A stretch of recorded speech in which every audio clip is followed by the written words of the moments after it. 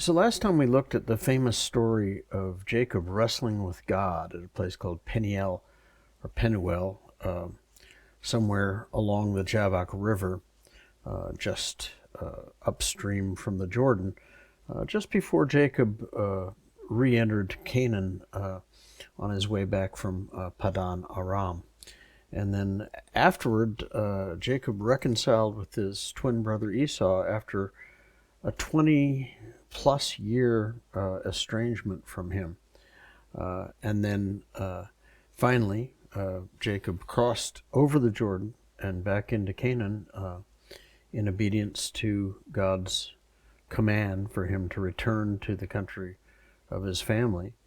And he went to Shechem, and there he built an altar that he named El Elohe Israel, meaning God the God, or God the ruler of Israel, that is, himself. So now we get to one of the most despicable, deplorable stories in all of God's Word. In Genesis 34, verse 1, it says, Now Dinah, or Dinah as we would say, whose name means judgment, the daughter of Leah, whom she had borne to Jacob, went out to see the women of the land, and when Shechem, the son of Hamor the Hivite, the prince of the land, saw her, he seized her, and lay with her, and humiliated her. His soul was drawn to Dinah, the daughter of Jacob. He loved the young woman and spoke tenderly to her.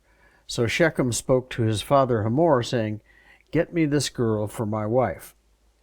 Now, remember from our study in Genesis 30 that Dinah was born to Leah, Jacob's first wife, at Padan Aram. And when we studied that passage, we took note of the fact that women, the girl children, are not ordinarily mentioned in biblical genealogies unless they have some particular specific importance to the narrative itself. And such is the case with Dinah, as we're about to see. Now, believe it or not, I have actually heard it preached by a Bible teacher that Dinah shouldn't have been out hanging around with the women, the local Canaanite women, and so she brought this attack upon herself. In my humble opinion, the man that was promulgating that idea should be horsewhipped. In love, of course, for even thinking such a thing, much less uttering it from the pulpit. I can't remember who it was because that teaching was so flushable. I'll just use a nice word. Rape victims are never responsible for the attack that's perpetrated on them, ever, no matter what the circumstances. And, that whole idea that they might sometimes be still has a lot of traction in our society, even today. But rape victims are never responsible in any way for the rape that's perpetrated on them. It's just as simple as that. And I've also heard it preached or taught that Shechem didn't really rape Dinah, that it was a consensual sexual encounter between two consenting adults, as the popular phrase goes. But the scripture of Genesis 34:2 seems pretty clear. It says, and when Shechem, the son of Hamor the Hivite, the prince of the land, saw her, he seized her and lay with her and humiliated her. So I don't think this was a conceptual or consensual sexual encounter. Now, to be fair, the Hebrew text isn't very precise in this respect or in this verse. but all of the English language translations I saw agree that Shechem's assault on Dinah was forceful, not consensual. And indeed, the New Living Translation and the New International Version say as much in so many words. They say that Shechem raped her. Now, although the law of Moses hadn't yet been given when this rape took place, not for another few hundred years, 500 years just about. No, well, not quite that long, but anyway, quite a while. Even though the written law hadn't been given to Moses yet, the provisions about rape that it does give, or did eventually give, are quite clear. And I found them informative and frankly a little bit shocking and disturbing when I looked at them, because they differ on the punishment to be given to a rapist based on who the rapist's victim is. They make a distinction between someone who rapes a married woman or a betrothed woman, so someone that's engaged to be married, and someone who rapes an unbetrothed virgin. They make a distinction there for the punishment that's to be given, and we'll look at that in a minute. And furthermore, the law makes a distinction between forceful sexual assault and consensual sexual relations outside the bounds of marriage. So let's look at those, and then we'll discuss them a little bit further. In Deuteronomy 22, starting in verse 23, it says, "If there is a betrothed virgin, and a man meets her in the city and lies with her, then you shall bring them both out to the gate of the city, and you shall stone them to death with stones, the young woman because she did not cry for help." How do we really know that? Though she was in the city, and the man because he has violated his neighbor's wife. You shall purge the evil from your midst. But if in the open country a man meets a young girl who is betrothed, and the man seizes her and lies with her, then only the man who lay with her shall die. But you shall do nothing to the young woman. She has committed no offense punishable by death. For this case is like that of a man attacking and murdering his neighbor, because he met her in the open country, and though the betrothed young woman cried for help, there was no one to rescue her. Well, how do they know that she cried for help? It's that old, if a tree falls in the forest. Anyway, to move on here in verse 28. If a man meets a virgin who is not betrothed and seizes her and lies with her, and they are found, then the man who lay with her shall give to the father of the young woman 50 shekels of silver, and she shall be his wife, because he has violated her. He may not divorce her all his days. I'm outraged at these distinctions in the law. I believe that rape should always carry the most severe possible punishment for the attacker alone, and never for the victim, regardless of the circumstances or the status of the victim or of the attacker.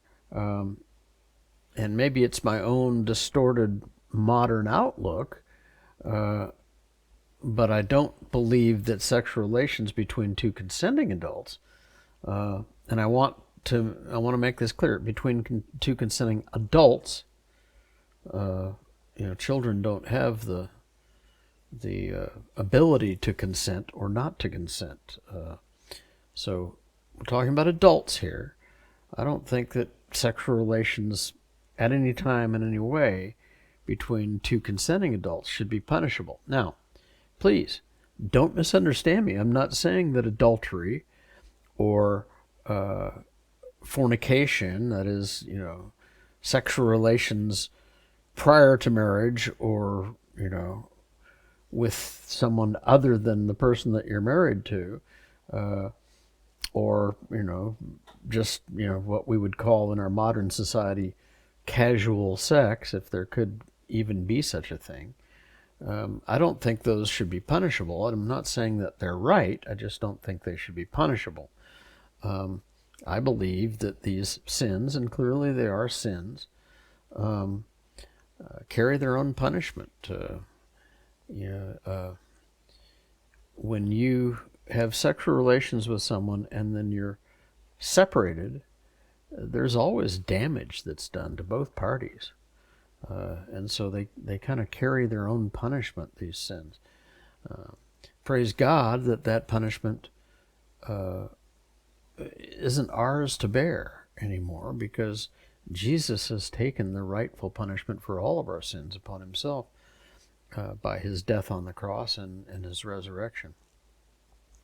But with all that said, this law of Moses is God's law, not my law. I don't have the right, and no human being has the right to tell God what's right and what's wrong, and to question his will in these sort of matters, either in spirit or in the letter of them. Ours is but to obey the law as far as we can,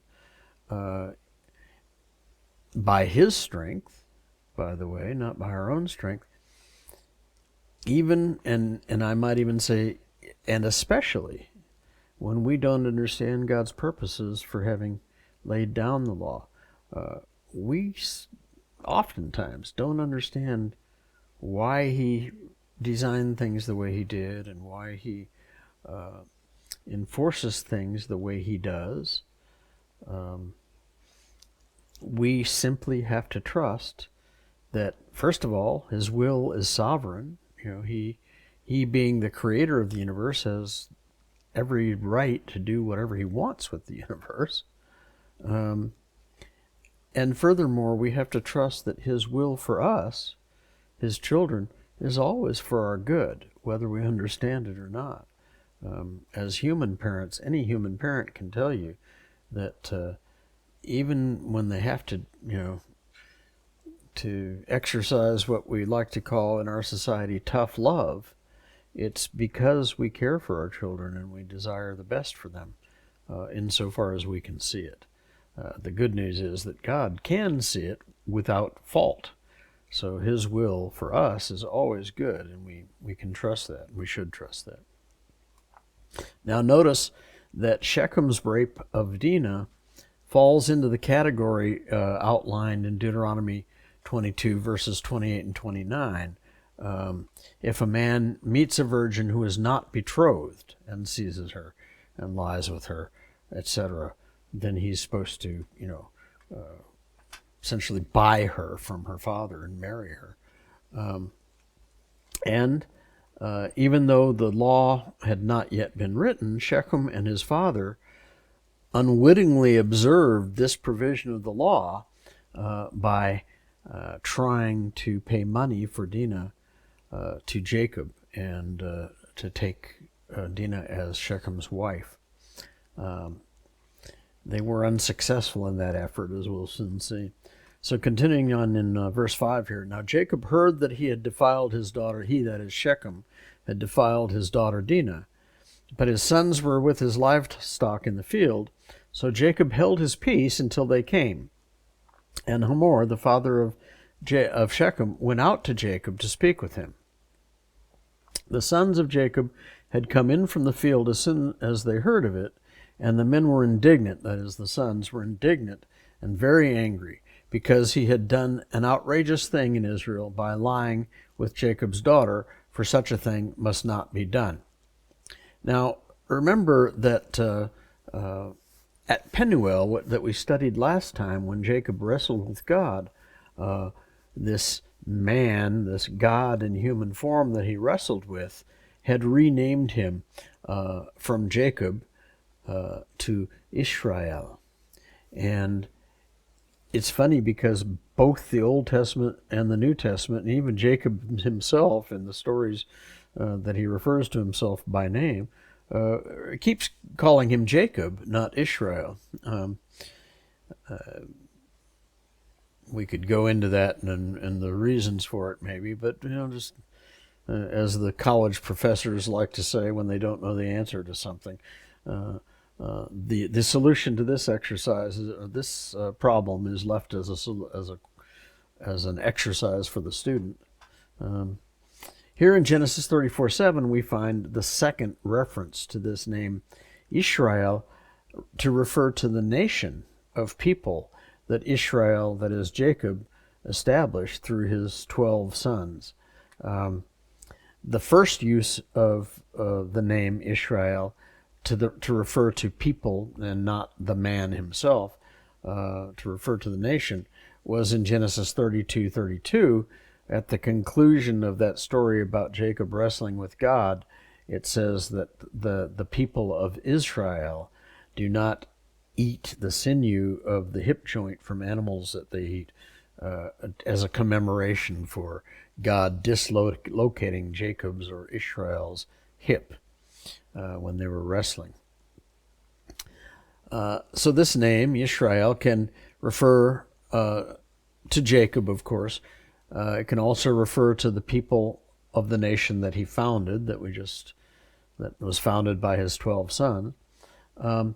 It also can be used to refer to the land that the Israelites conquered when they returned from Egypt, and the land that was promised to them as an eternal inheritance. Sometimes in Scripture that's called Eretz Israel, the land of Israel, to make that distinction. And finally, the name Israel can be used to refer to the modern nation state of Israel.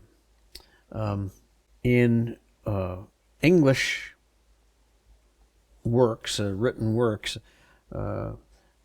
including the Bible, of course, the ancient people of the nation of Israel are called Israelites, and the citizens of the modern state of Israel are called Israelis.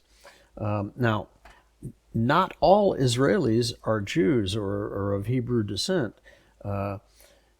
Many of them, there are many Arab Muslim Israeli citizens in the state of Israel today, and there are many Israeli Gentiles that come from various ethnic backgrounds and religions. What's really tragic about the modern state of Israel is that 20% of Israelis who are Jewish by ethnicity or by family heritage, I guess you would say, are professing atheists. And what's even more tragic is many of these, fewer and fewer every year, are survivors of the Nazi concentration camps. And that experience brought to them the conviction that a loving God would never allow such a thing, and therefore this loving God of Israel doesn't really exist. Heartbreaking when we think about it. But continuing on in verse 8, but Hamor spoke with them, saying, the soul of my son Shechem, remember they had just come in from the fields and they were very angry. But Hamor spoke with them, saying, the soul of my son Shechem longs for your daughter. Please give her to him to be his wife. Make marriages with us. Give your daughters to us, and take our daughters for yourselves. You shall dwell with us, and the land shall be open to you. Dwell and trade in it, and get property in it. Shechem also said to her father and to her brothers, let me find favor in your eyes, and whatever you say to me I will give. Ask me for as great a bride price and gift as you will, and I will give whatever you say to me. Only give me the young woman to be my wife. Now, the actions and words of Shechem and his father Hamor, and of Jacob and his sons during this little meeting that we're looking at, they're pretty straightforward, don't need much explaining. But take note, both sides in this little negotiation over Dinah were trying to take advantage of the other and trying to deceive the other side, as we'll see shortly. But before we move on, notice that Dinah herself has no voice in this matter at all. Bridal negotiations were between the parents, and the young woman involved had no say in it whatsoever. Even in the narrative that Moses laid down hundreds of years later, Dinah is silent, and that's maybe one of the most tragic aspects of this story. One of the victims of rape is the silence, or that one of the results of rape is the silence of the rape victims, the robbing of them of their voice. Continuing then in verse 13, the sons of Jacob answered Shechem and his father Hamor deceitfully, because he had defiled their sister Dinah. They said to them, "We cannot do this thing, to give our sister to one who is uncircumcised, for that would be a disgrace to us. Only on this condition will we agree with you, that you will become as we are by every male among you being circumcised. Then we will give our daughters to you, and we will take your daughters to ourselves, and we will dwell with you and become one people. But if you will not listen to us and be circumcised, then we will take our daughter, and we will be gone." Now, strictly speaking, Jacob's sons weren't being entirely deceitful when they said this. When they said that marrying a Gentile or someone that was uncircumcised, as they put it, would be a disgrace to them. Remember that when Abraham sent his servant to go find a bride for his son Isaac, Jacob's father, Abraham made the servant swear that he would not take a wife for Isaac from among the Canaanite people. And then furthermore, in Deuteronomy later, hundreds of years later, God actually commanded the Israelites not to intermarry with the people of Canaan. And in Deuteronomy 7, verse 3, it says, "You shall not intermarry with them, giving your daughters to their sons, or taking their daughters for your sons, for they would turn away your sons from following me to serve other gods. Then the anger of the Lord would be kindled against you, and he would destroy you quickly." We saw this with King Solomon. Remember, he had 600 wives and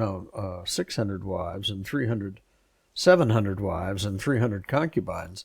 And he had foreign wives, Egyptians and other foreigners, Canaanites no doubt. And they did indeed, in order to please them, Solomon allowed idol worship within his kingdom. And because of that, the kingdom was taken away from Solomon and given to David's servant, Jeroboam, son of Nebat. Anyway, I think Jeroboam was David's servant and not Solomon's. It might have been Solomon's. Anyway, Jacob's own brother, his twin brother Esau, had married 2 Hittite women, Canaanites. We know about that from Genesis 26, verse 34. And that had displeased their Jacob and Esau's parents, Isaac and Rebekah, so much that they sent Jacob away out of Canaan and up to Padan Aram to take a wife from among Rebekah's family. Now, of course, Rebekah hid from Isaac the real reason that she wanted Jacob to leave, and that was because Esau had threatened to kill Jacob as soon as Isaac died, because she and Jacob had deceived Isaac into giving his firstborn blessing to Jacob rather than Esau, who was the actual firstborn, and thereby had robbed Esau of the double portion of the inheritance that normally came with the firstborn, or went to the firstborn, I should say. We know about that from Genesis 27, verse 46. What's interesting is Simeon, who, as we'll soon see, this is Jacob's second son. He was one of the two main conspirators in this revenge that they were about to perpetrate on the men of Shechem. He was a hypocrite. He had a son by a Canaanite woman. We read about that in Exodus 6, verse 15. Now, the word doesn't say that Simeon actually married the Canaanite woman, so I don't know, maybe that was A-okay. As long as you don't marry him, you can knock him up. But I digress. Now, Jacob's sons may even have convinced themselves that allowing Dinah to marry an uncircumcised man would be a disgrace, and that way they could rationalize to themselves, at least, the unrighteous vengeance they were about to bring down on the men of Shechem. But what I find interesting is that their self-deception in this matter reflects a fundamental misunderstanding of the nature of the covenant of circumcision, and that misunderstanding, that purposeful misunderstanding, if I may say so, carries on until today.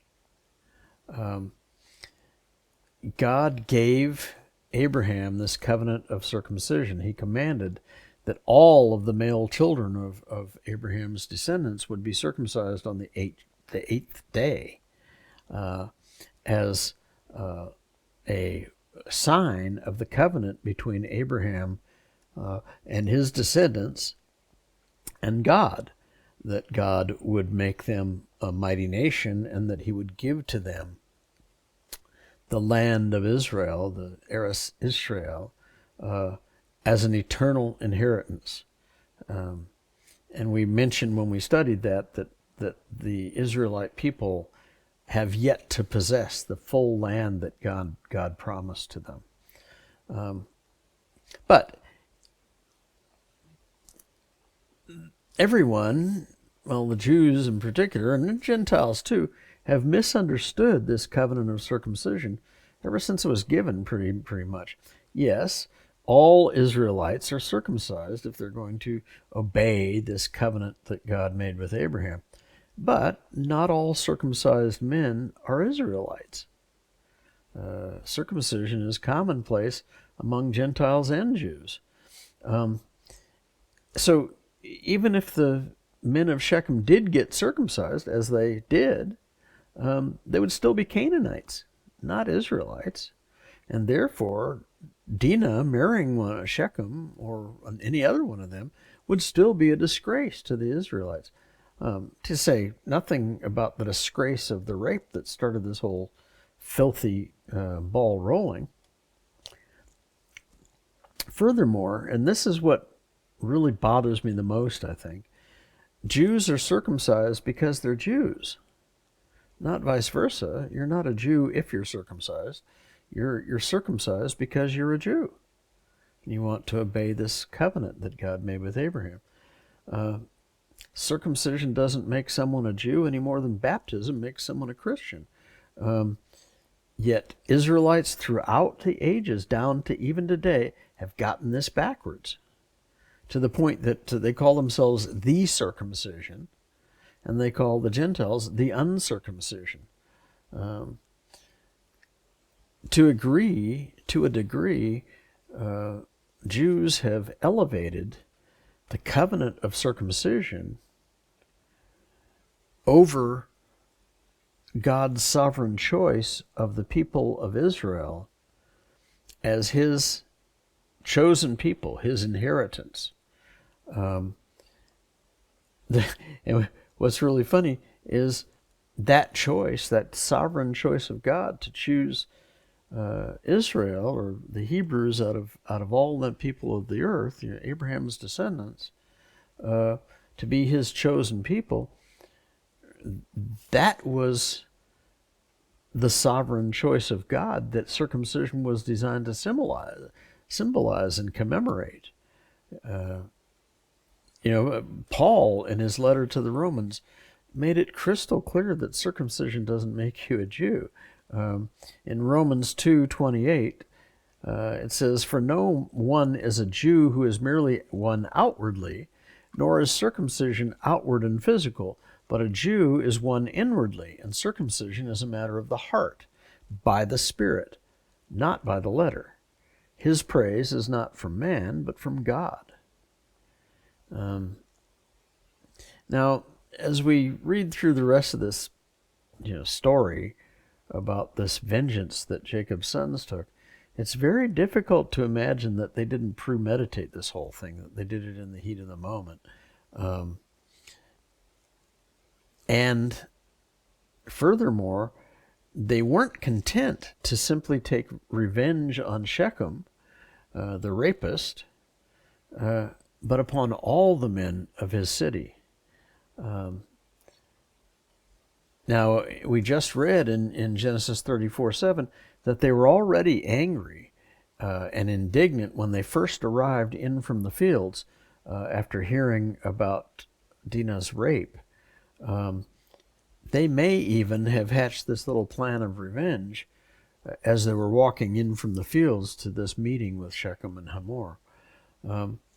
And something that struck me was there's an elephant in the room here in this discussion that's there but missing from the narrative, and that's Jacob's part in laying this trap for the men of Shechem. We know he was there when the discussion took place. If he didn't agree with what his sons were cooking up, and surely he must have at least suspected it, why didn't he take them aside and rein them in? And for that matter, why did God allow them to perpetrate this revenge? Or, indeed, why did God allow the rape to happen in the first place? It's hard for me to see what God intended to teach us through this. But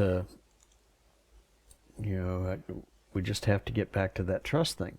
God meant something by this, and we just have to seek it out. I always fall on his promise, that if you seek me, I'll be found by you, if you seek me with all your heart. So may that be true of us, that we would continually seek him with all of our hearts.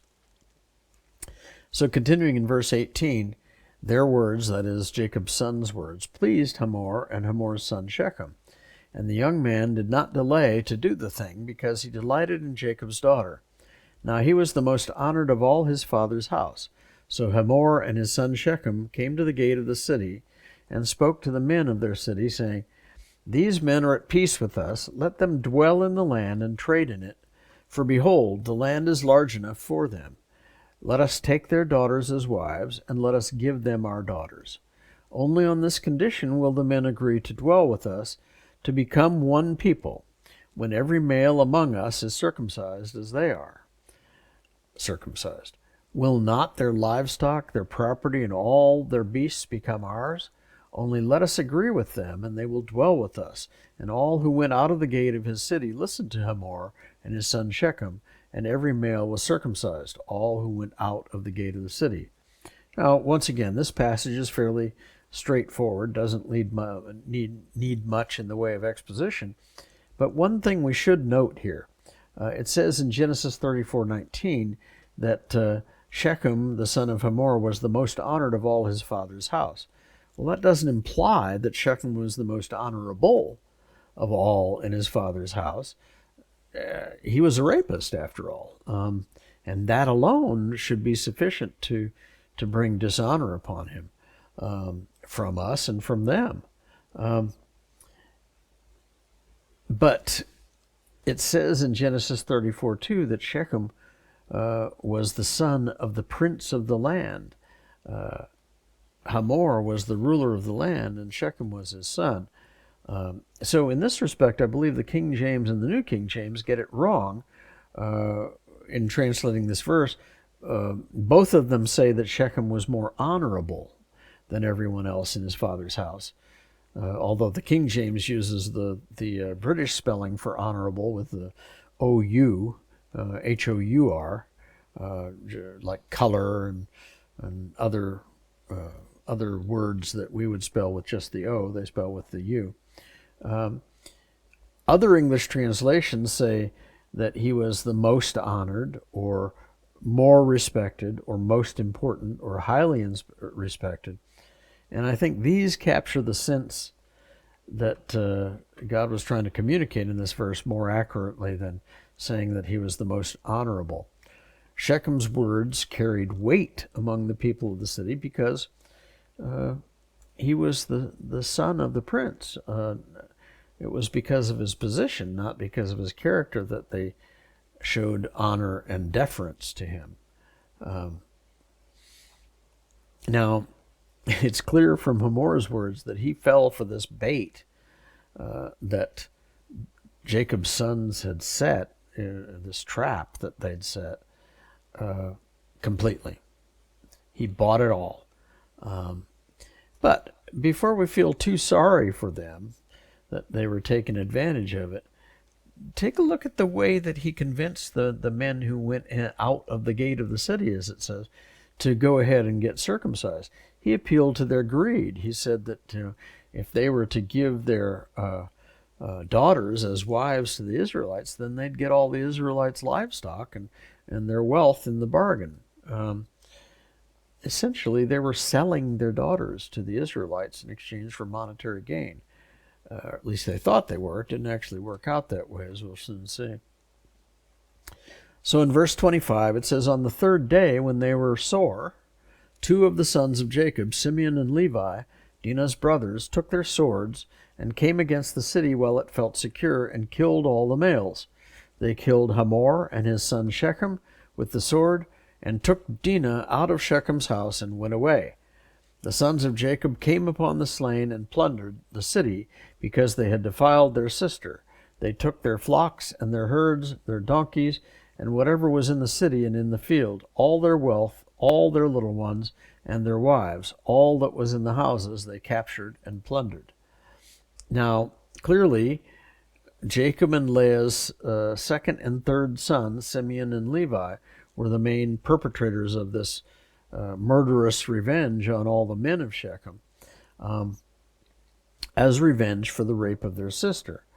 But it seems, and it's not clear directly from the text, but it seems that all of Jacob's sons took part in this plunder, this looting, and taking the women and children of Shechem captive, that went way beyond avenging their sister's rape. Right? This was just a manifestation of their greed. And in that, they brought dishonor on all of the Israelite people in place of whatever misguided honor they might have gotten for avenging their sister's rape.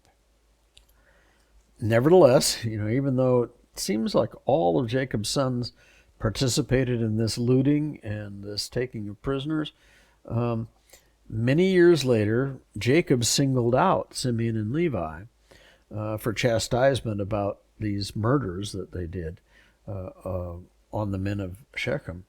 In his final, blessing of his sons, Jacob said this in Genesis 49, verse 5. "Simeon and Levi are brothers. Weapons of violence are their swords.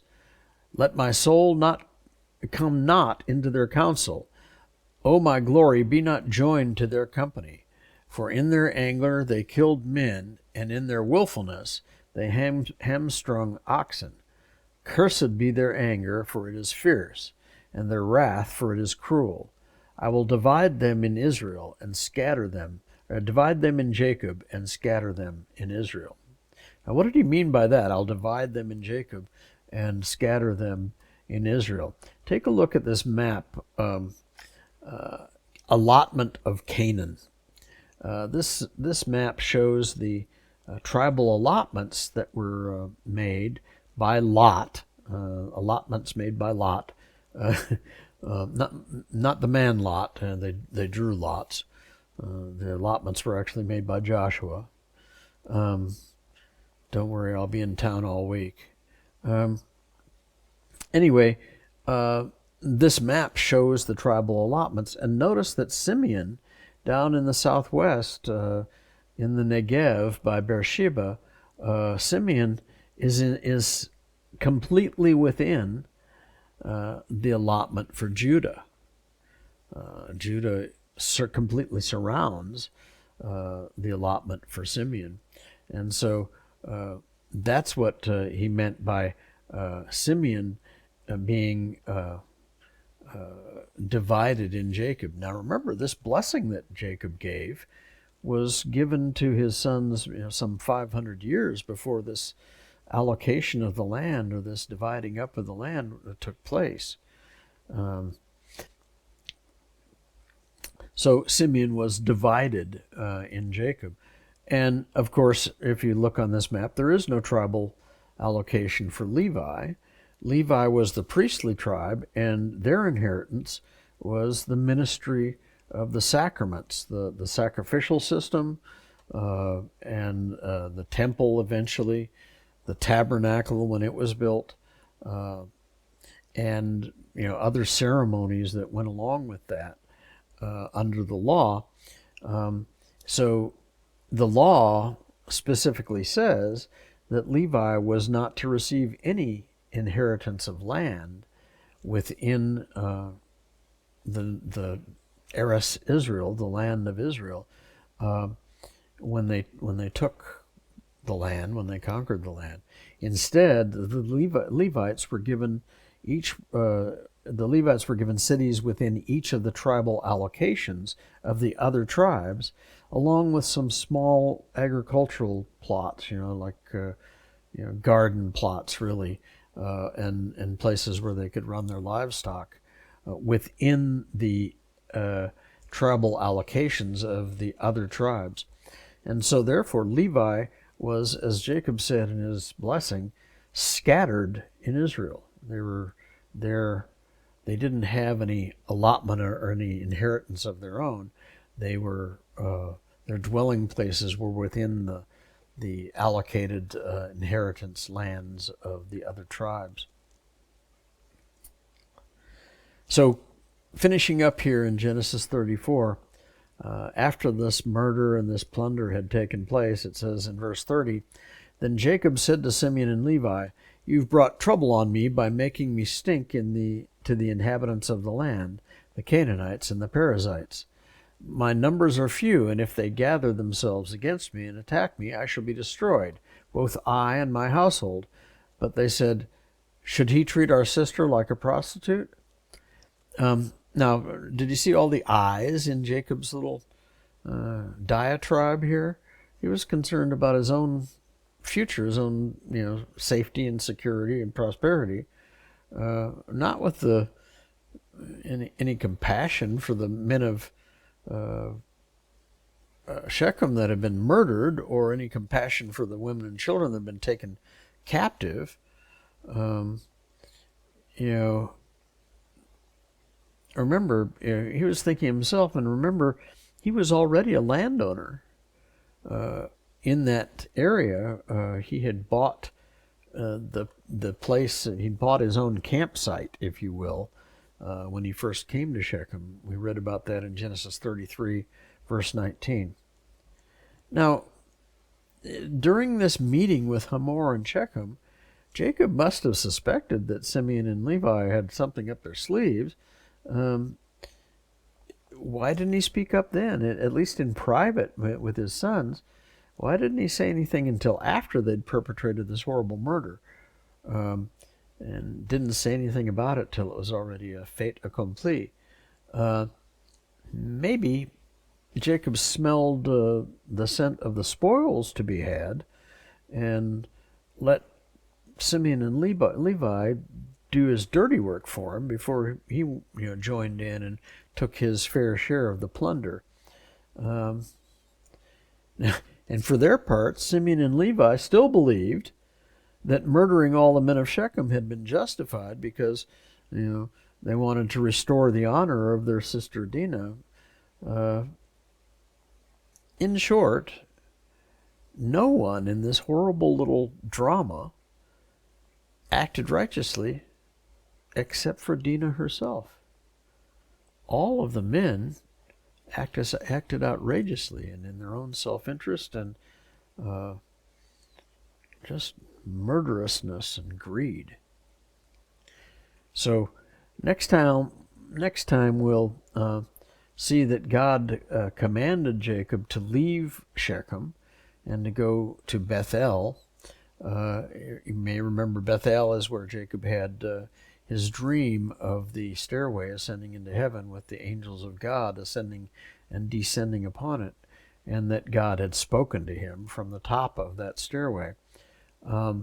So Jacob's going to return to Bethel, and when he gets there, God is going to sort of formalize this renaming of Jacob to Israel that we saw him sort of mention when he was wrestling with Jacob at Penuel just before he reunited with his brother Esau. And then after we look at Jacob's renaming, his formal renaming ceremony, if you will, we'll go into the sad story of Rachel, Jacob's beloved second wife that he wanted to be his first wife, her death giving birth to Jacob's 12th son, Benjamin.